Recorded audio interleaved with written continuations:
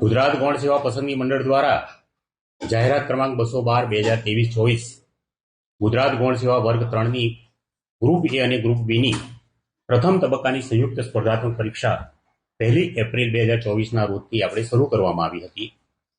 ચૂંટણીની આદર્શ આચારસંહિતાના પાલન અન્વયે મંડળ દ્વારા આયોજિત હવે પછીની જે બાકી રહી ગયેલી છે શિફ્ટ હવે પછીની જે તારીખો એટલે કે આવતીકાલથી 20, 21, 27, 28 અને મે મહિનાની 4 અને 5 તારીખે જે પરીક્ષાનો કાર્યક્રમ હતો તે મોકૂફ રાખવામાં આવેલો છે. તારીખ 8, 5 અને તારીખ 9, 5ના રોજ જે પરીક્ષાનું આયોજન થયેલું છે તે પરીક્ષાઓ યથાવત છે. તારીખ 8, 5 અને 9, 5ની પરીક્ષાઓ લેવાશે.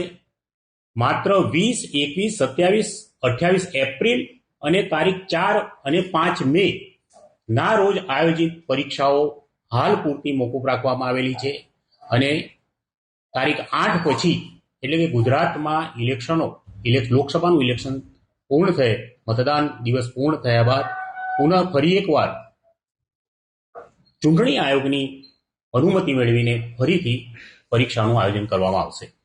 જે ઉમેદવારોએ અત્યાર સુધી પરીક્ષા આપી દીધેલી છે એ ઉમેદવારોની પરીક્ષામાં કોઈ ફેરફાર થતો નથી. એ ઉમેદવારોએ પુનઃ પરીક્ષા આપવાની રહેતી નથી.